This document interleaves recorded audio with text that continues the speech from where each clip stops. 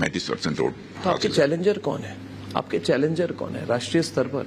BJP के कोई ना कोई चैलेंजर तो होना चाहिए ना। चैलेंजर कौन है? आप किसको देखते हैं चैलेंजर के हिसाब से at national level? Political parties में तो हमको फिलहाल तो कोई दिखाई देता नहीं, लेकिन मैं मानता हूं कि हेल्दी डेमोक्रेसी में होना चाहिए। जो नहीं है ये दुर्भाग्यपूर्ण है। होना चाहिए लेकिन नहीं है, दुर्भाग्यपूर्ण है, करें क्या। अब मैं फिर से वही वापस उस सवाल पे जा रहा हूं कि सुप्रीम कोर्ट ने कहा कि शंका के आधार पर हम ईवीएम पर वर्डिक्ट नहीं दे सकते। बिल्कुल ठीक कहा। प्रशांत भूषण को शंका है, उसका मतलब नहीं है कि हम उसके ऊपर उसके आधार पर ईवीएम को ही नकार दें और कह दें पूरे सिस्टम को बदल दीजिए। मगर उसी सवाल को आगे ले जाते हुए शंका के आधार पर,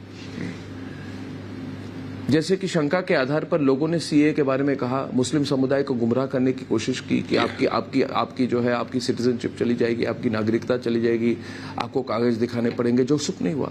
मगर शंका के आधार पर अगर बीजेपी कह रही है तो मैं इसको स्पष्ट रूप से जानना चाहता हूं आपसे कि शंका के आधार पर आप कह रहे हैं देखिए ये कांग्रेस पार्टी मुस्लिम कोटा लाएगी, ये कांग्रेस पार्टी आपकी संपत्ति ले लेगी, ये कांग्रेस पार्टी आपके मंगलसूत्र को लेके किसी और को दे देगी, किसी और समुदाय को दे देगी, ये कांग्रेस पार्टी मुस्लिम कोटा जुडिशरी में ले आएगी, ये कांग्रेस पार्टी की पूरी जो आधार है वो एक तरफ से घुसपैठियों को आपका मंगलसूत्र लेके वो घुसपैठियों को दे देंगे।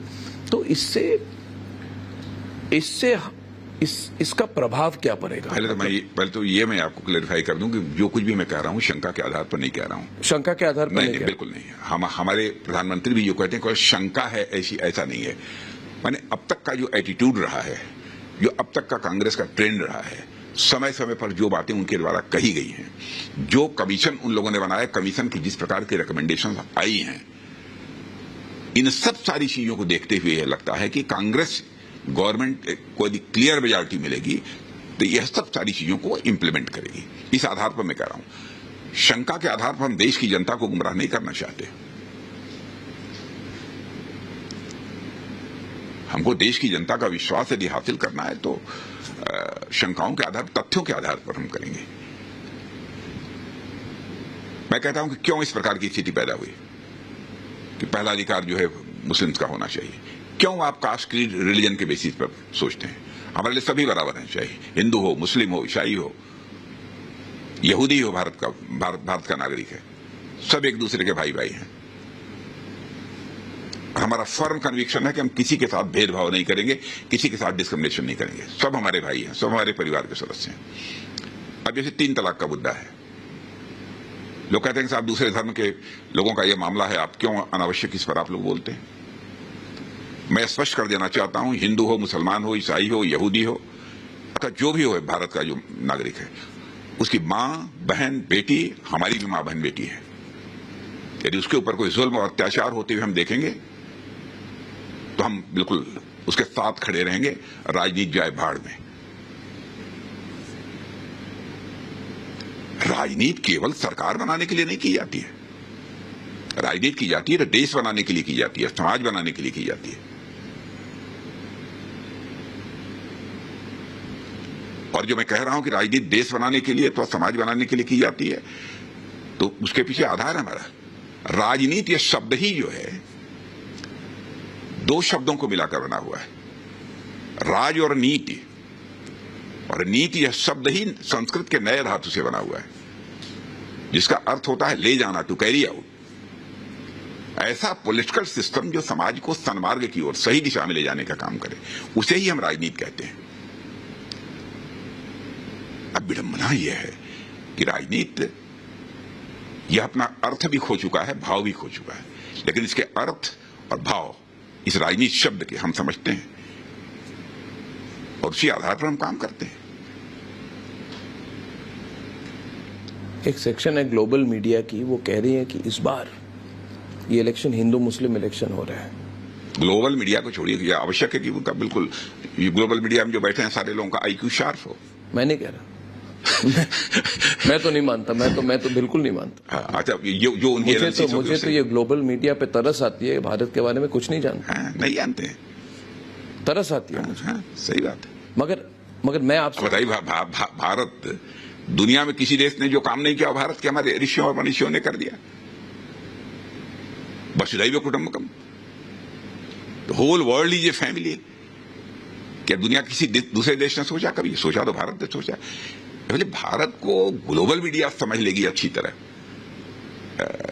ये समझ ले, ये हमारी कामना है, ईश्वर से प्रार्थना है, लेकिन आसान नहीं है समझना। प्रॉब्लम क्या उसके लिए पूरी ऑनेस्टी चाहिए। इस बार प्रॉब्लम क्या हो रहा है, आप मुझे खुलकर बताएं। कोई ना कोई प्रॉब्लम तो होगा इलेक्शन में इस बार। राजनाथ जी, आप प्रॉब्लम है कि आप बड़े बड़े नेता बीजेपी के, उनसे बात करें तो लग रहा है कि सब कुछ बहुत मतलब इतने आसान तरीके से चल रहा है, 350 400 पार आसान से, ऐसा होता तो नहीं है। लेकिन कोई ना कोई आपको प्रॉब्लम होगी। जैसे आपने कितनी पॉलिटिक्स देखी, आप 4 बार अध्यक्ष रह चुके भारतीय जनता पार्टी के, आप सबसे अनुभवी नेता हैं और वरिष्ठ पोजीशन पर हैं, आपको प्लस और माइनस दोनों दिखता होगा।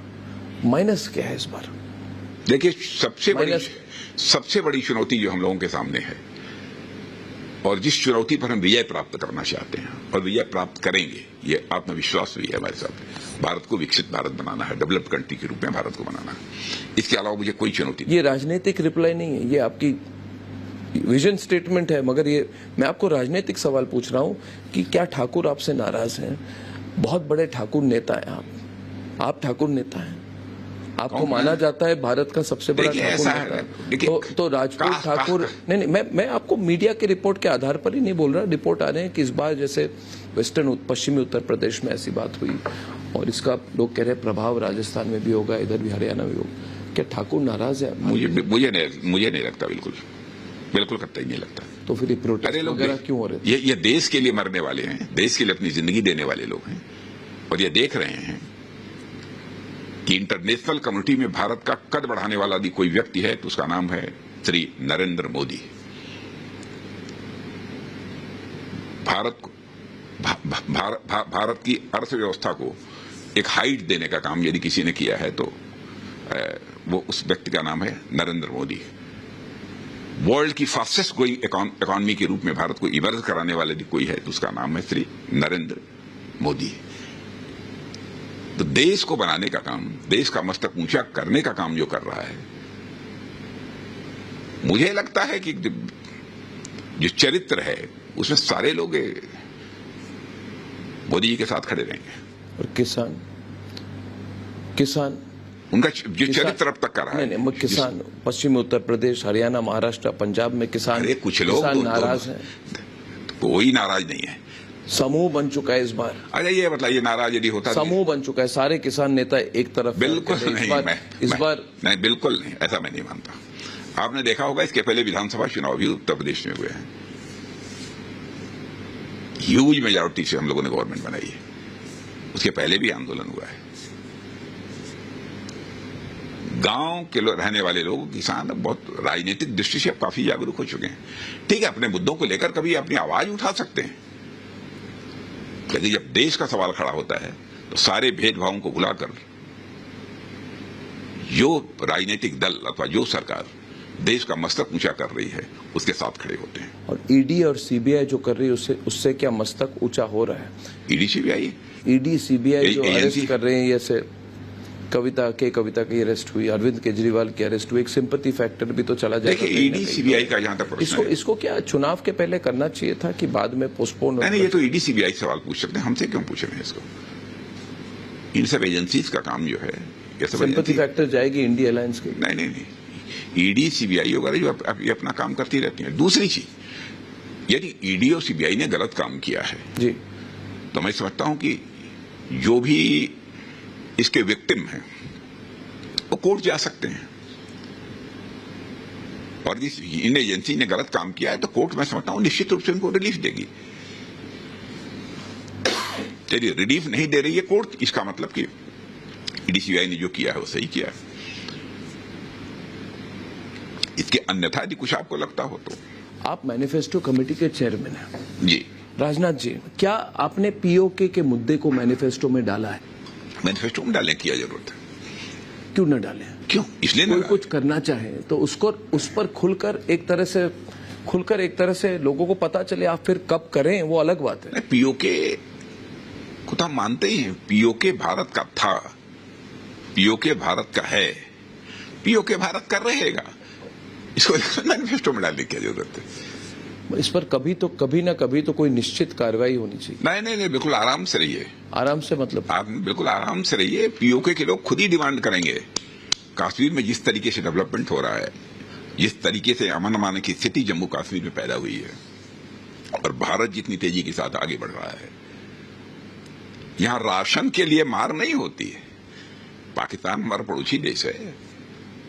हमारी कामना है कि वो भी धनवान हो, ठीक बने, वहां की भी पावर्टी की प्रॉब्लम सब रिजॉल्व हो, क्योंकि पड़ोसियों के प्रति हम लोगों के भाव तो अच्छे ही रहते हैं। तो मुझे लगता है सारी स्थितियां जैसी बन रही हैं, उसमें पीओके के लोग खुद ही कहेंगे कि हम भारत के साथ जाना चाहते हैं, हम अपने जम्मू कश्मीर के साथ जाना चाहते हैं। हमको कुछ करने की जरूरत, मुझे लगता है, या शायद देश में किसी को लगता हो अथवा न लगता हो, लेकिन मुझे लगता है। अच्छा, लगभग 1.5-2 साल पहले मैंने यह बात कही, आर्मी डे के अवसर पर जवानों को संबोधित करते हुए मैंने कहा था, और आपने देखा होगा कि उसके बाद टेलीविजन पर भारत के समर्थन में नारे लगाते हुए लोग पीओके में दिखाई दिए थे। हम उकसा रहे हैं उनको कि वो नहीं, उकसाने का कोई सवाल ही नहीं। ऐसी नापाक हरकत नहीं करते हम लोग। मैं आप कह रहे खुद से लोग मांगेंगे, मतलब उससे यहाँ का डेवलपमेंट जितनी तेजी के साथ हो रहा है। बांग्लादेश के लोगों ने भी जब उनको उतनी उत्पीड़न हुई उनकी, उसके बाद मुक्ति वाहिनी बनी, मगर लास्ट में जाके भारतीय सेना को जाके सपोर्ट तो करना पड़ा। तो पीओके की जो हालत है उसको आप कैसे देखते हैं? हमारी कोई तो भूमिका होगी उस पर। हमारी धरती है, हमारा जमीन है, हमारा अधिकार है उस पर। नहीं, बिल्कुल अधिकार है, वो हमारा ही है। अधिकार तो है, आप रक्षा मंत्री। हाँ, पीओके हमारा ही है, लेकिन हम आश्वस्त हैं।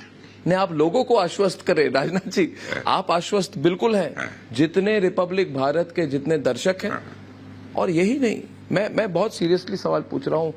अब हम उस जनरेशन के हैं, राजनाथ जी आप हमसे सीनियर हैं। हमको हमेशा लगा था कि कई सारी चीजें देश में होनी चाहिए, एक सरकार ऐसी बने जो चीजें करे। 370 हट गया, राम मंदिर बन गई, यूनिफॉर्म सिविल कोड आने वाली है। हाँ, पक्का पक्का पक्का पक्का, ये तो है हमारे इलेक्शन 100%। हाँ, इलेक्शन मैनिफेस्टो में है हमारे। उसके बाद इस बार जल्दी कर देंगे। मैनिफेस्टो में तो बहुत सालों से है, इस बार इसकी होगी इम्प्लीमेंटेशन होगी कि नहीं? राष्ट्रीय स्तर पर हट रहा हूं मैं राष्ट्रीय स्तर पर 1 nation 1 law, uniform civil code, आप मैनिफेस्टो कमेटी में हैं, आपने डाली है, होगी कि नहीं इस बार? क्यों नहीं होगी? अगले मैनिफेस्टो तक 2029 तक, अगले 5 वर्षों में होगा। ये कमिटमेंट है, वो कमिटमेंट है। हम जनता को धोखे में रख कर राजनीति नहीं करते हैं।